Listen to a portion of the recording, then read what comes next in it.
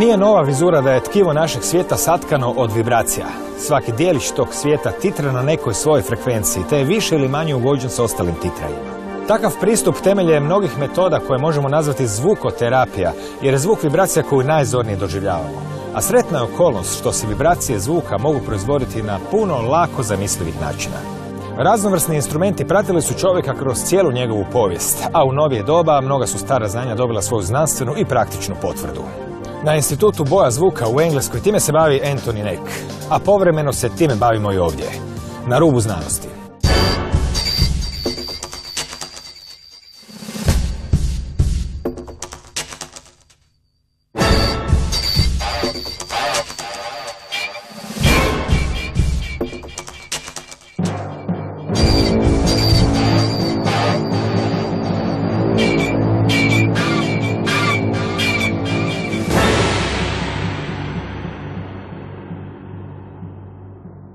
Dobro večer.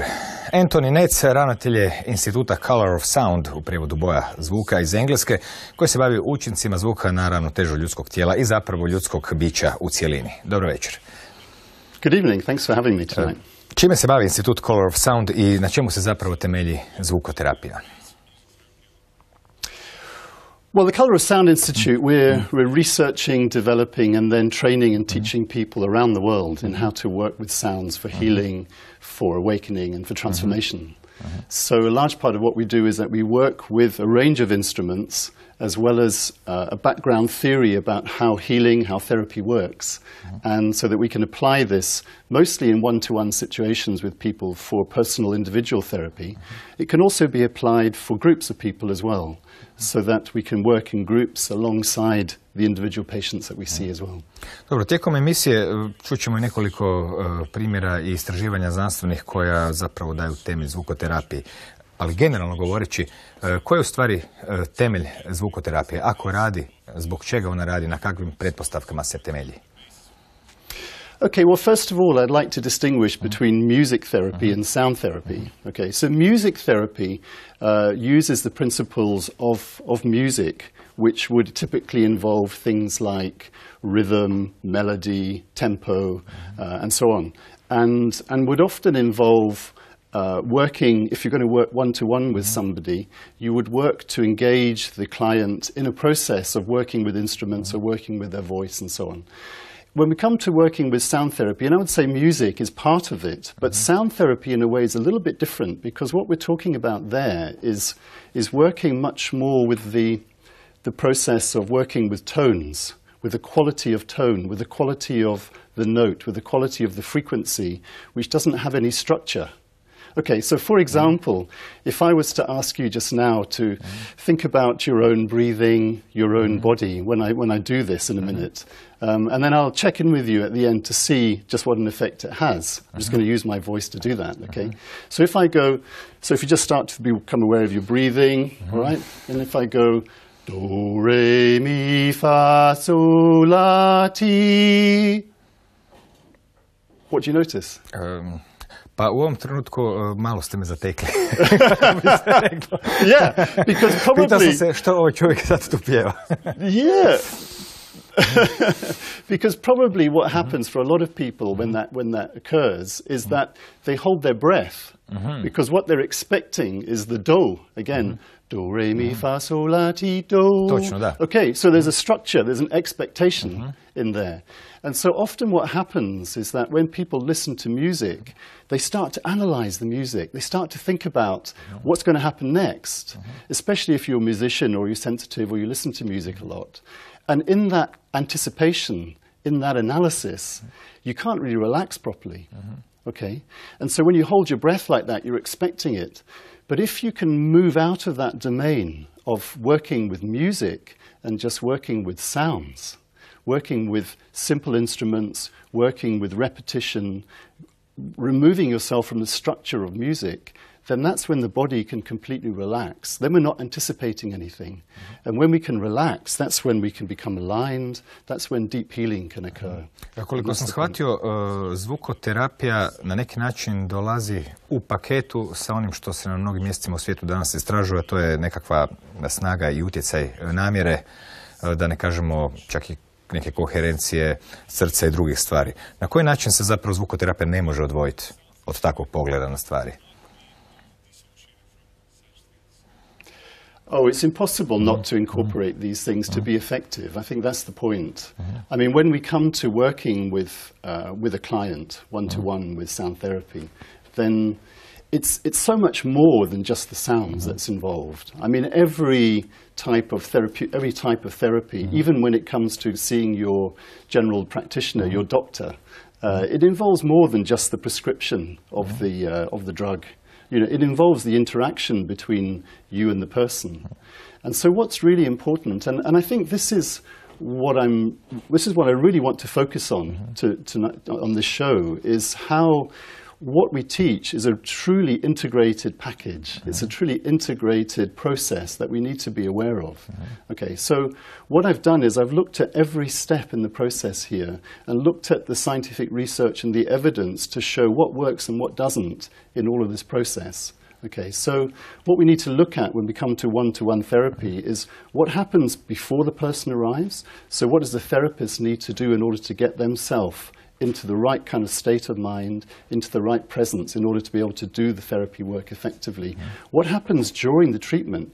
What happens right at the moment when they say hello and they welcome them into the space? What happens next? How does the therapist interact and connect with the client? All these are really important factors. And then what role do the sounds make? What role do the instruments play in that process? And then what happens at the end of that, the role of silence as part of the sounds? And then what happens when the client even leaves the room and in between the sessions? So how do we engage them in a process that involves them in becoming much more actively responsible for themselves and their lives and their own health and wellness? That's important. Kad god se priča o zvukoterapiji, neizbježno je spomenuti pojam rezonancije, jer se na neki način pomoću zvukova nastoji ugovoriti ili harmonizirati određene frekvencije tijela. Kakva je uloga te rezonancije kada pričamo o pomaganju ljudima po pitanju zdravlja? Sure. Okay, well, there are different ways that resonance plays a part, but the fundamental place of resonance when we come to thinking about sound therapy is it's based on the principle, firstly, that every part of our body, of our physical body, right from a cell through to an organ, such as maybe the liver, through to our whole body, has its own resonant frequency, the frequency at which it vibrates, and at that state of vibration, which is an oscillating state, that it absorbs energy the most easily. So what we are as humans is we're in this constant state of taking energy in various ways. We take it in through the food we eat, we take it in from sunlight, we take it in water and so on. And we're always transforming that energy into calories, into vitamins, into minerals that support life. And so when our cells and every part of our body is operating at its true resonant state, that's when we have health. Okay? And what we can do is that there's now a process of calculating the frequencies of different cells and of different organs. And maybe we could talk more about that a bit later on. But the point is that when perhaps something as a result of an accident or as a result of a toxin or a pathogen, or there's maybe some trauma has occurred in someone's lives, then what happens is that the frequencies, the natural resonant frequency of the cells of the organ, it kind of drops out of phase, essentially, so it drops down. And so what we're doing then with the sounds is we're introducing a similar frequency that has the effect of entraining the frequency of the organ, of the cells, back into its natural state. So if you can imagine, if you take a liver, for example, I'm just going to do this in a sense a bit pictorially, sound and oscillations have this wave-like form. Okay, so the point of resonance is that if the liver is kind of going like this, whereas it should normally be going like this, and we introduce a sound wave that has this frequency of the liver, then what happens is that gradually they get locked into this phase, they get coupled into this phase, and so we can entrain the liver back into its normal frequency state.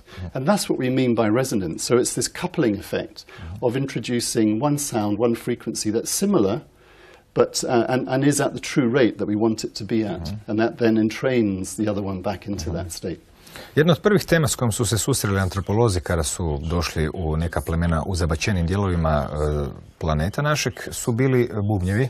I mnogi, poput Mirčele, Eliade i drugi, su razmatrali utjecaj bubnjeva na šamanistički trans i druge stvari. Međutim, suvremena znanstvena istraživanja su na neki način premostila to staro znanje i ono što bismo danas zvali znanost, nekad smo zvali znanjem, s obzirom da nije bilo strukturirano kao danas, i pokazala da ima više od pukog nekog vjerovanja temelja u tome da bubnjevi i ritam na nešto rade dobro tijelu. Što i kako? U osnovi, evo, donijeli ste nekakve bubnjeve, pa možete se i poslužiti nekim najvećim. Yeah, it's really interesting, you know, this whole thing, because typically through shamanistic cultures throughout the world, they use drums, they use other instruments, their voice and so on. But if we just stick with the drums, typically you find a rhythm pattern that is very steady. There's not a lot of variation, and it's very repetitive, and it's used throughout the world. And so that was why they did this research to say, well, what was going on when they did this pattern? And it sounds like this.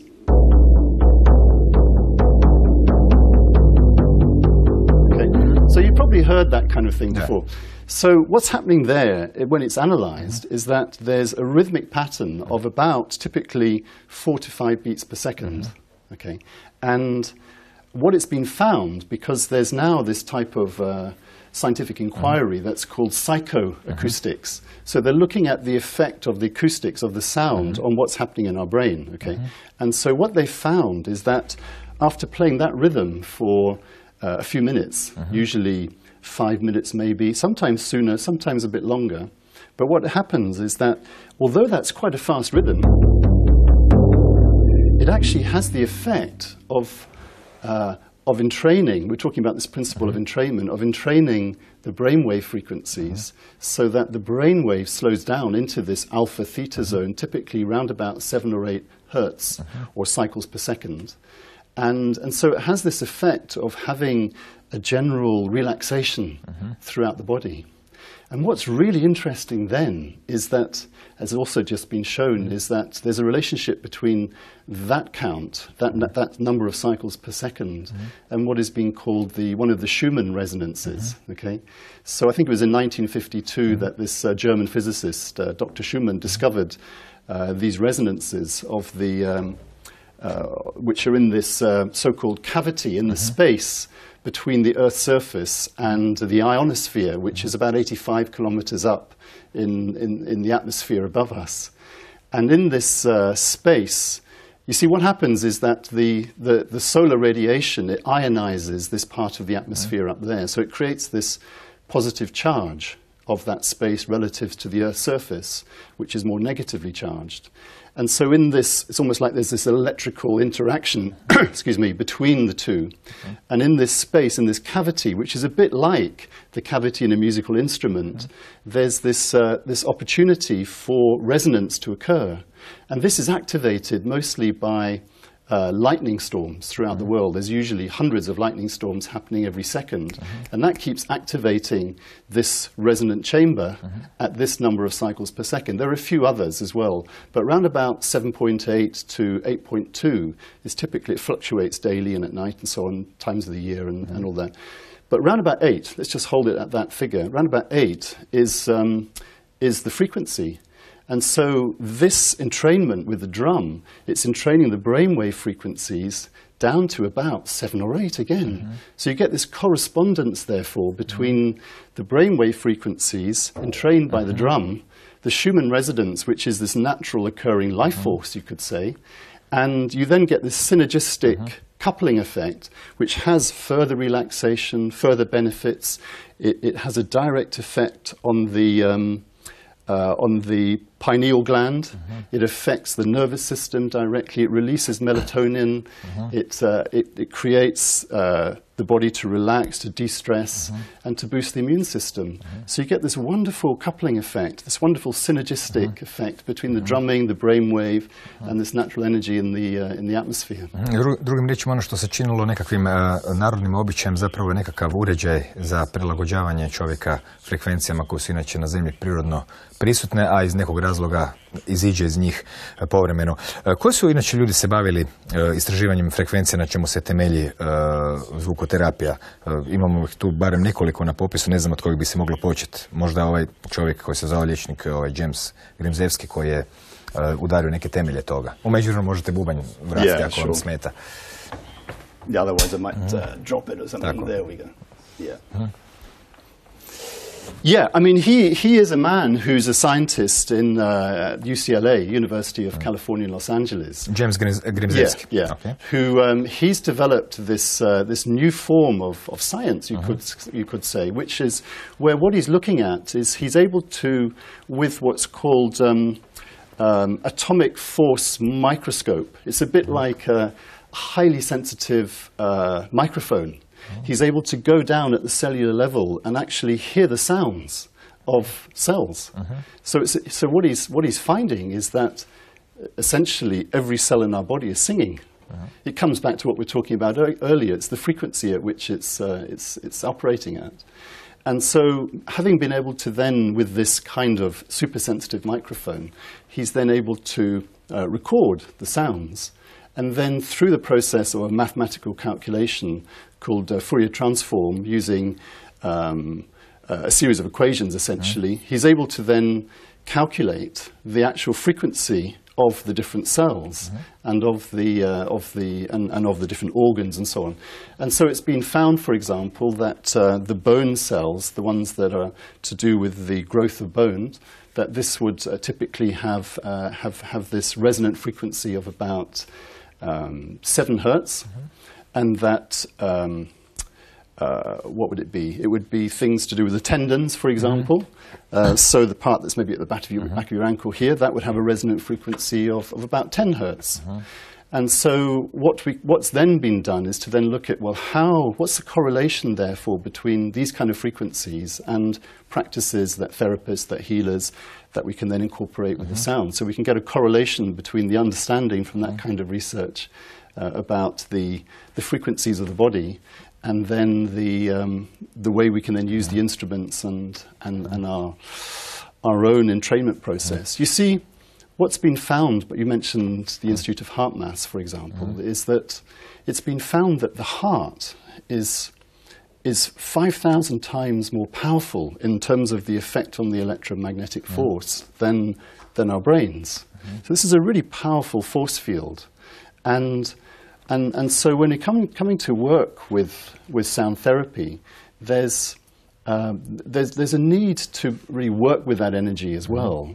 And we can talk more about that in a minute. But I just wanted to emphasize that frequencies are important, but it's only part of the equation. It's kind of what we call intention is also a very, very important part, and it's how we can relate to that.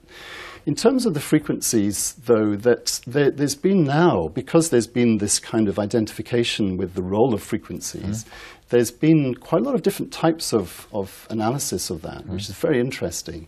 So a very pictorial way, a graphic way of illustrating that was done by a man called Fabien Maman, who was originally he was a jazz musician, and the little story about him was that he used to travel the world with his band. This was back in the sort of the 60s and 70s, playing jazz. He used to play guitar. And he went to play in Tokyo, and normally he had a massage to help him prepare for the gig. And then on this particular occasion, normally it's a beautiful Japanese woman would come into his hotel room and kind of set him up. He's a friend of mine, this guy. And then, but on this occasion, this kind of older guy came into the room, and he went, "Oh, you know, who are you? What are you here for?" He says, "Well, I'm an acupuncturist." And he said, "Oh, okay, so you're going to help me?" So he did this acupuncture treatment on him, and then he just go, wow, he felt really fantastic. And so it got him interested in acupuncture, and actually he then spent 7 years training to become an acupuncturist. And then what happened was that when he then qualified, essentially, he was being encouraged by his teacher to set up practice as an acupuncturist. And he said, yeah, but I'm only going to treat musicians, I just want to treat musicians and my friends. And so initially that's all he did. And one day, a friend of his sent his son in who had a very severe bronchitis, so respiratory problem. And in acupuncture, I know about this because I trained as a shiatsu in Oriental medicine as well. One of the points that you use is this point here on the finger. And if you stick a needle in there, even in an adult, it hurts. It's really sore. And so he thought, this is going to be too painful to put in this child's finger. And he's going to start screaming. Everybody's going to think that, what am I doing here? He's this crazy man, and they're not going to come back anymore.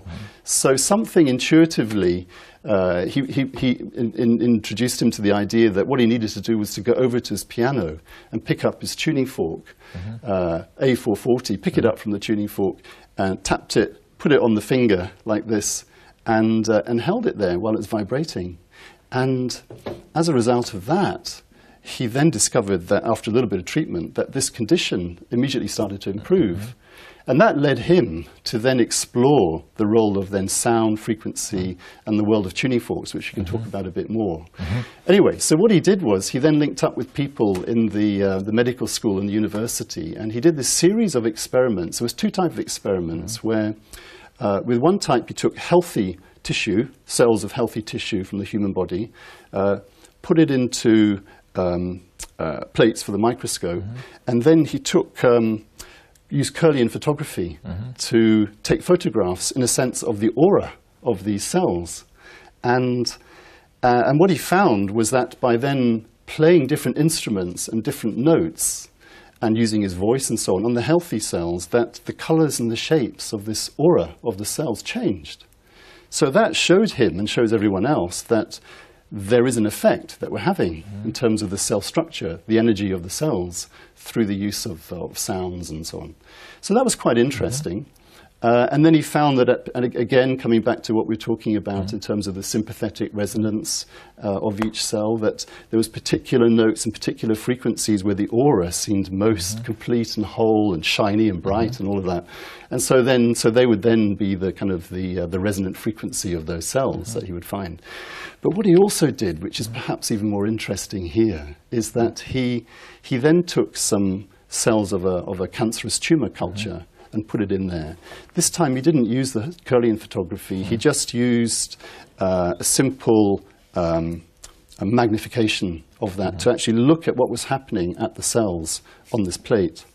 And he again played different instruments, different notes, and took photographs every minute for 21 minutes. And so he had these whole series of photographs for the same cells or from the same culture, but with different effects for different notes and different instruments and so on. And again, he found that with certain instruments, certain notes, that there was an effect happening on these cancerous cells. So in a way, that in itself is enough, because it's showing that we can have an impact on the cancerous cells. Now, he kind of explained in some cases that what happened was that in certain conditions, it was as if the cancerous cells kind of disappeared. He used the word explosion, but I think that's probably too strong. It's almost like they just kind of evaporated. And I don't want to make any false claims here, because I don't want to say that sound therapy can definitely help cancer. I mean, I've certainly been in situations where there's been this spontaneous remission of cancerous tumors when I've been working with people. And so I kind of have this belief that it is really helpful. But I don't want to make any claims or to give any false promises. But what he found, which was really interesting, is that the instrument, you could say, that had the quickest and the biggest impact on the cells was actually the human voice. Okay, the voice that he was using, singing essentially. And that what he did was he sang a simple scale, like I was doing at the beginning, the do, re, mi, fa, sol, and all that. And then he found that after 9 minutes of singing this scale, that these kind of cancerous cells went like that. So that was really interesting. Dobro, imamo mi još nekoliko zanimljivih istraživanja za predstaviti. U međuvremenu Malo ćemo pogledati neki prilog, naime odnedavno se principe kojima se bavi Antoni Nec može sresti u Hrvatskoj. U sljedećim minutama o tome, a nešto malo više o našem današnjem gostu.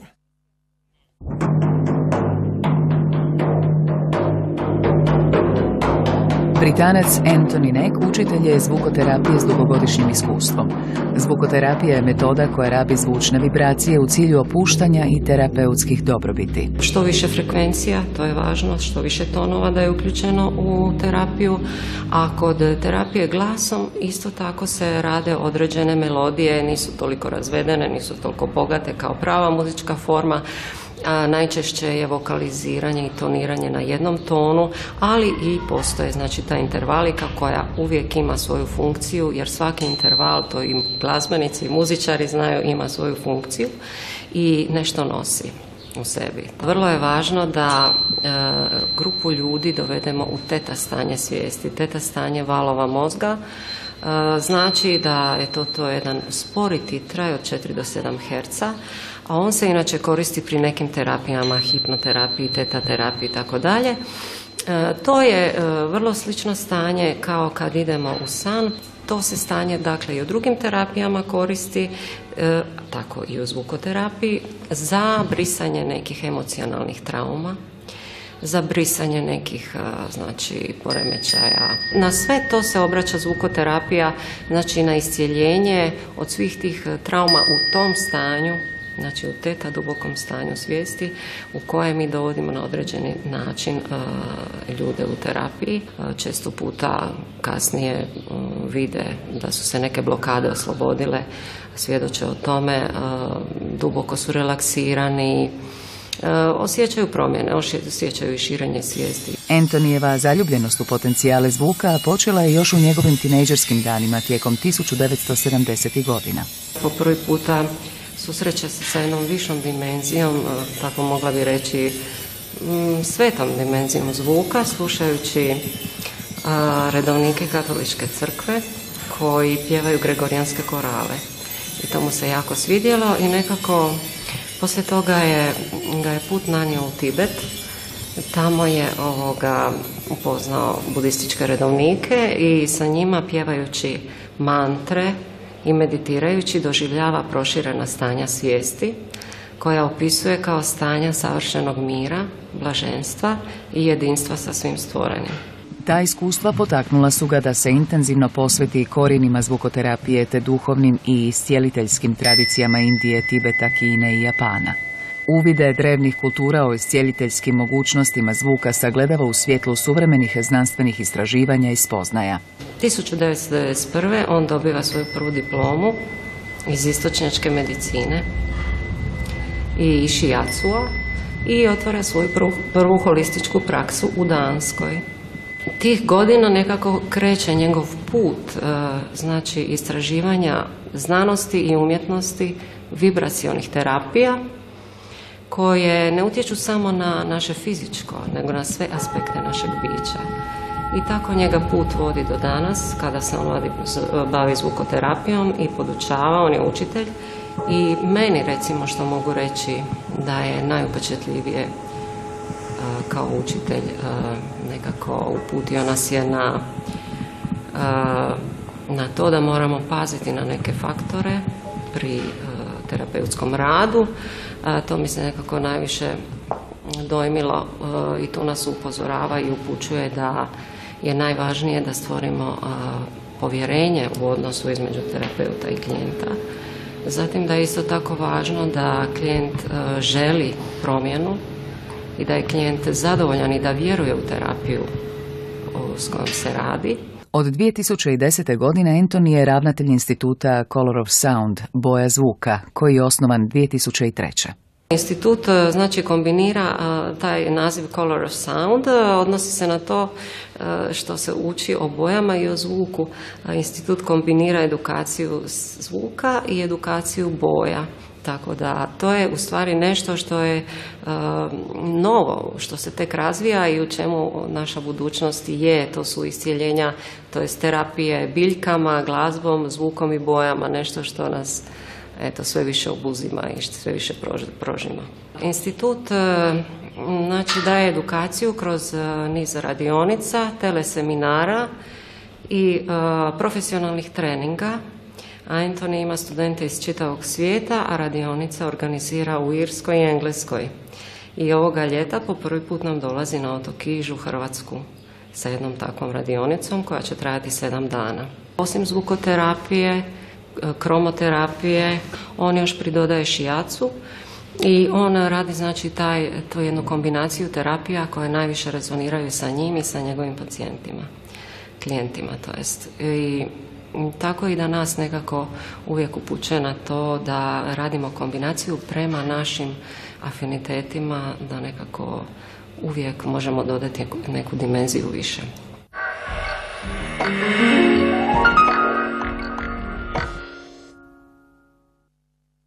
Stali smo kod niza znanstvenih istraživanja ove materije koja je dugo vremena bila u sferi iskustva, intuicije, više nekakvog opisa doživljaja, ali ona ima naravno i svoju jasnu podlogu. Konkretno, spominjali ste prije Fourierove transformacije. One su dosta poznate, pogotovo kad se radi o transformaciji, ne znam, kod holograma su recimo primijenjeni i slično. Još jedan glazbenik se uključio u analize tih transformacija koje su vezane uz ove naše današnje priče o zvukoterapiji. Ko je on bio i koji je bio njegov doprinos? Yeah, I mean, one of the earliest pioneers of you could say, sound and music therapy of this type in the States, in the United States, was Stephen Halpern. So, and he actually did a PhD, so he's a doctor, on the role of sounds in relaxation and in therapy like that. And it was him who, what he did was he was one of the pioneers who first put on, put these electrodes on the surface of people's brains, the EEG machines, to track what was happening with the brainwave activity. And he also used Kirlian photography of people's auras, in this case, to look at what was happening with the impact of the sounds of the music. And he was also interested to see what would happen with the projection of people's consciousness as well. And so he was able to do a series of experiments where he, with consciousness on its own, he was able to see an effect in terms of the brainwave activity, in terms of the effect on the aura, and also in terms of the sounds, he was able to see an effect. And so what he then did was to put the two together, with the consciousness, with the intent, you could say, and with the sounds. And that's when he saw the most dramatic effect. And so he was the person who basically realized, and he used the term, he said that sounds are the carrier of consciousness. So he started off this process of research and experimentation, whereby people have now realized that by setting the appropriate intent, and there's a whole lot of factors in there that we could look at, involving thought, involving imagery, involving feeling, and so on, involving a heart, electromagnetic field, a whole variety of factors, that if we call that consciousness, conscious intent, then the sound waves, in a sense, amplify those, and they carry that to the other person. And so, as a result of that, another musician and sound healer, sound therapist is Jonathan Goldman. Both of these people have produced many CDs that people can buy easily and get hold of, quite a few books between them.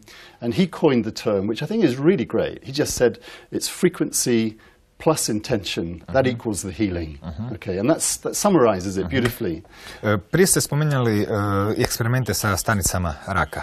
Nije on je čovjek bio jedini koji se time bavio. Leonard Laslov je liječnik koji je također istraživao utjecaj raznih tipova namjere na stanice raka. Kakvi su bili njegovi učinci i rezultati slični? On ima nešto drugačiji? Well, it was a whole different other way of producing the experiments. I mean, and I was completely blown away by this. Okay, so this is a medical doctor.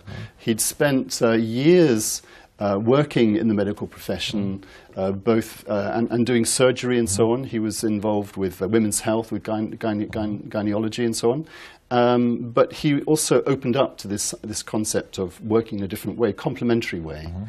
And what he wanted to do was to find a way of doing an experiment that ruled out the so-called placebo effect the effect where, you take a sugar pill, for example, and then you get better. So he designed this experiment with another scientist called Glenn Ryan, who was running something at the time called the Quantum Biology Research Center in Palo Alto in California, where they had very highly sophisticated biomedical equipment. And they designed these series of experiments that were really interesting and very kind of scientifically well designed. So what he did was he had, they got 3 Petri dishes and put in again these cells from a cancerous tumor into these 3 different Petri dishes. There was another 3 Petri dishes there, same cells put in, or from the same tumor anyway. And then these were all taken away, they were all mixed together, so there was this kind of randomization and double blinding happening. And 3 dishes went out to a different room where there was a non-healer sitting over there reading a book. So basically not involved, not doing anything, but they were there. And then these 3 Petri dishes were brought back into the room where Laszlo was, this medical doctor. And he then did this process of working with his intention, with his state, his energy state, to see what effect would have on the rate of growth of these cells. And they did a whole set of process to basically track that at the DNA level to see what was happening with the rate of cell growth. And so this was a great setup, control group, randomization, so on. And then after 24 hours, they looked at what had happened in relation to the control group and this study group. And what was particularly interesting was that they were looking at what did he need to do in order to have an effect, if any, but also they were looking at the content of his intention, the content of his consciousness. So they were trying to see whether it would be more effective to kind of have an intention or have a consciousness of a certain type as opposed to another. And they were looking to see if there's any difference there. And it was fascinating what they found. And for me, this was great because what he did was he found, and this was also backing up research that had taken place back in the 1980s, produced by another German author called Beck, where he'd studied a whole series of healers, traditional healers from different shamanistic cultures throughout the world, and found that in the moments when they were most effective in their healing, they were in this kind of slightly altered state of consciousness, which was basically this alpha-theta state that we were talking about earlier. And so he then was able to enter into that state at the start of this experiment. He then set up what he called a state of what he called unconditional love, a state of loving kindness and compassion that you could say the Dalai Lama, for example, would kind of contain and emanate. But then into that, he then introduced different types of intent. So just keeping it simple, because there was 5 different types that they looked at. One was to see whether just holding that general intent of unconditional love from your heart, what effect that would have. Another one was to look at if the intention was for the cells to return to their normal state of health, what effect would that have? And another one was for the cells to kind of use a kind of like an energy exchange. Another one was to imagine them disappearing. So cutting to the chase, what happened was that he found that the combination of visualizing that the cells reduced and this particular intention of reducing to their normal state, that had a 40% reduction in the rate of growth. The next one to it had a 20% reduction. If you just had the thought... To je znači riječ je zapravo o namjeri i misli. Međutim, kada bismo povezali to se utjecajem frekvencija na staničnom nivou, o čemu smo također pričali prije 20 minuta, tu bismo mogli spomenuti biokemičara koji se zove James Oshman, ako sam dobro zapamtio. Ko je bio njegov, znači da se malo vratimo na zvuk i frekvencije, doprinos istraživanju zvukoterapije? Yeah, okay. So he was looking at, essentially, he's another biologist, essentially. So he was looking at what is it, how do we actually trigger healing, essentially, inside the body? What is it, what can we do to do that? And so what he found, cutting to the, keeping it really simple, was that at certain... he was looking at this is actually drawing on the research that had already been done in China with actually it was started off by the Beijing National Acoustics Laboratory, where what they did was that they looked at the the frequencies essentially that were coming out of the hands of these Qigong masters who were involved in healing. And they found that, yes, there was a broad range of frequencies there. They called them secondary sounds, essentially. But they found that there was a range of frequencies coming out of them that were in this extra low frequency zone, typically 4 to 10 hertz. And so he was looking at what was the range, what would be the impact of these kind of frequencies on certain types of healing processes. And what he found through all of his research and development simply was that it seems as if these low frequencies have this effect of kickstarting the healing process, of activating it. There's this window of opportunity at that frequency range that can activate that healing potential. Problem je što živimo u dosta bučnom svijetu. Zbog toga je posebno dojmljiva jedan pokušaj da se doista čuva svoje tijelo. Naravno, za to je bilo potrebno, ako sam dobro shvatio, provesti dosta stotina sati u gluhoj komori. Tko je to napravio, kad i kako nas je to onda dovelo do ovih svih alata koje vidimo pred sobom? Yeah, okay, that's really good.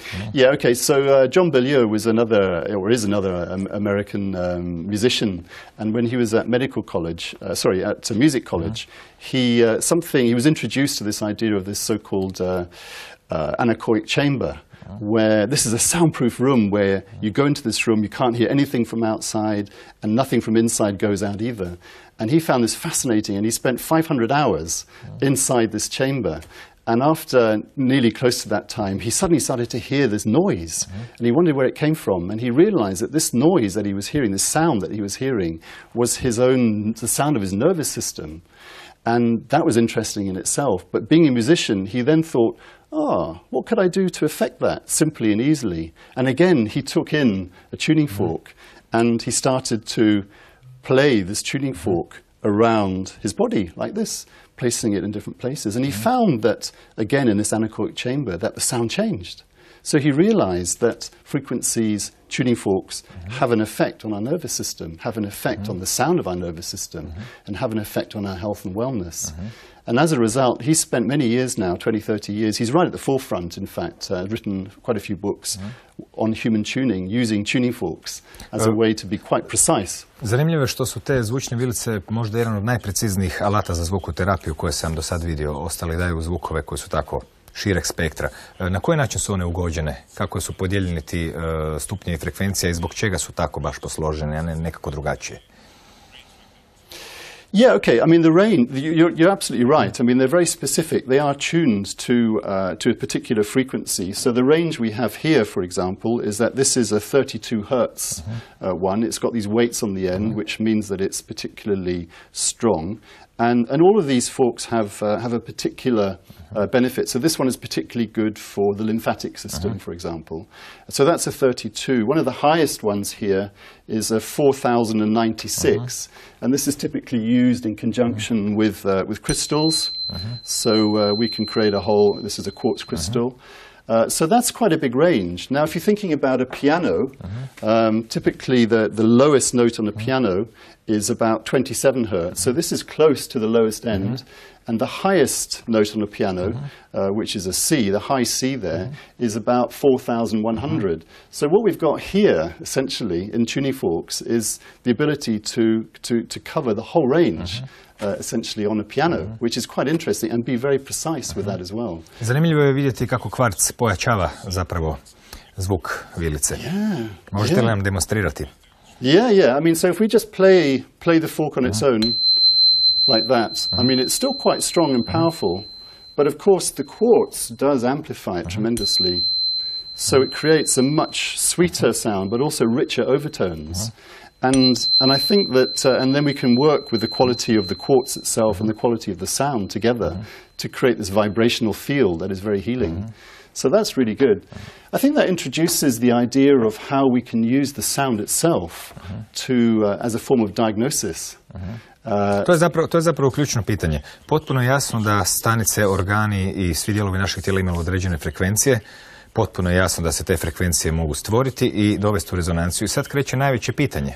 Na koji način točno znati koja frekvencija je, da tako kažemo, raštimana ili je potrebna nekom čovjeku. I zanimljivo je da se to također opet može dobiti kroz zvuk, s obzirom da ljudsko tijelo također emanira zvuk koji se može očitati. Kako to funkcionira? Sure. Okay. Well, I mean, just as with any kind of therapy, we take a client history record. They talk about their symptoms, their conditions, and then that gives us information, and we can act on that. So we know, just as I said before, if there's a problem with the lymph system, we can use this fork, for example. If there's a problem with stress, we can use another fork, and so on. But we can also use instruments like this Balinese bell, or it could be any instrument really, but this is a particularly effective one because this has a lovely range of rich overtones that are created at quite high frequencies. And simply just by playing this bell and placing it in this kind of zone just above the body, what happens is that, you can't really hear it just now, but what happens is that the quality of the cells that are singing, like we talked about earlier, is reflected in the overtone structure of the bell. And so by listening to the changes in the overtones, we can then detect where there's maybe a depletion of energy, the overtones drop away, the pitch drops down. Sometimes the sound almost like disappears completely, it's cut out. And in other places where there's too much energy, where there's an excess, it starts to fizz, it starts to get a much higher note. And so what we're finding is that by working with sounds, is that it's got this two-way process. We can use the sounds and the frequencies to influence and raise the cells, and at the same time we can get this information back from the body through the sounds themselves. And so this is, in the moment, we're getting this instant kind of replay almost, this instant information which tells us what to do next, which instrument to go to next. Drugim riječima možemo čuti dijagnozu. Ukratko, koji su instrumenti kod zvukoterapije najčešći? Zvučne vilice su nekako najpreciznije, najznanstvenije, da tako izmjerim. Neke su više tradicionalne, već smo vidjeli bubanj, zvučne zdjele. Što vi koristite konkretno kada se radi o liječenju i pomaganju ljudima? Yeah, sure. I mean, there's a range. I mean, and some of these are now quite commonly known. We have the Tibetan bowl. There's the gongs. This is an example of a quartz crystal bowl. So again, it's using the crystalline energy, and some of these are infused with crystals as well and with color. So there's a relationship with the color spectrum there as well that we can work with. So typically, the therapy would involve a process whereby these more general instruments are used as a way to help relax. What happens is that as the body relaxes, there's all of this kind of entrainment happening, there's the relaxation responses kicked in, and then we can then work with the more specific instruments in this kind of middle of the zone, maybe the tuning forks at that point. And then we can come out of that. We might then use the drum, we might use some of these other rhythm and grounding instruments. And then also we have what we call harmony balls, which are these kind of lovely little shakers that create the bridges between some of these more dynamic instruments and you know, in the process. And then maybe at the end, and this is very important, is that there's a period of silence, so that it's in that silence that there's a whole integration of the frequencies and the sounds, and that's when the real alignment can happen and the real healing occurs. Možete li još malo proširiti, spomenuli ste istraživanje na Qigong majstorima u Kini, na nekih 1000 pacijenata i mjerenje toga što im doista izlazi iz ruku, znači nekakve ekstra niske frekvencije, do 10 Hz. Kakav su učinak ona imala na tijelo i kakva su terapiju na temelju toga ljudi kasnije u Kini uspjeli nekako i sustavno sustavizirati? Yeah, okay, so a study was done in a hospital in Beijing of, I think it was 1,100 patients, using this knowledge about the low frequencies there. And what they designed was a simple device, basically, that was used in the hospital to mimic, to simulate those frequencies. So it's like scanning up and down in those frequencies. And they found a whole range of health benefits. They found things like reduction in pain, so either before and after operation, so that's really significant in hospitals. They found a reduction in headaches as a specific type of pain. They found that there was a speedier, a faster recovery of wounds. And they also found that there was like a lifting of depression, so there was kind of like an emotional and psychological benefits as well. Dobro, kada dođete na Iš, ako sam dobro shvatio, od 30. kolovoza do 6. rujna, ponijet ćete ove stvari sa sobom. Gdje i kad ljudi mogu naći još informacija o vama i o vašem dolasku u Hrvatsku krajem ljeta? Sure. Well, I mean, we have a website, so maybe it's www.colorofsound.org, and you're welcome to go there. There's a page there about this seminar on Ij from the end of August, really the first week in September. And it's a lovely place, and I'll be there with Ivana, who I think you saw earlier, and so she's this wonderful teacher and practitioner of sound therapy here in Croatia, and we'll be there together. She can interpret what I'm saying if people's English is not so great. But it's a great opportunity to learn how to work with all of these instruments and how to be effective in sound therapy, how to integrate it into an existing practice that you might have, maybe as a massage, for example, or also just to work with your friends and family and that kind of thing as well. Te metode naravno se mogu koristiti za uljepšavanje života, a isto tako, o čemu sad nemamo više vremena razgovarati, i za neke malo drastičnija izmijenjena stanja, poremećena zdravlja, s obzirom da se vrlo često neočekivani i zapravo neočekivano brzi efekti pojavljuju kada se uključuju frekvencije, kada tijelo počne razgovarati s frekvencijama na ono što neki čovjek koji zna što treba pružiti može pružiti. U svakom slučaju želim vam ugodno ljeto u Hrvatskoj, koliko god da ono trajalo, i do neke sljedeće prilike, doviđenja. Thank you very much. Nema ničeg prirodnijeg i logičnijeg od razumijevanja frekvencija njihovog međusobnog utjecaja, pogotovo kad dođe do usklađivanja koherencije, to jest pak rezonancije. Ako ljudsko tijelo promatramo kao skup frekvencija, prije ili kasnije nametnut će se ideja da je moguće ugađanjem tih frekvencija na neki način pomagati održavanju ravnoteže psihe, duha, tijela, ukupno rečeno onog što zovemo zdravlje. I zvukoterapija se tako otkriva kao jedna mješavina zapravo i znanosti, i kreativnosti, umjetnosti, pa čuli smo čak i srca, koje se međusobno svi nadopunjuju, umjesto da se, kao što to često biva u današnjem svijetu, isključuju. A kad smo već kod isključivanja, stigao je i taj trenutak. Trenutak za laku noć.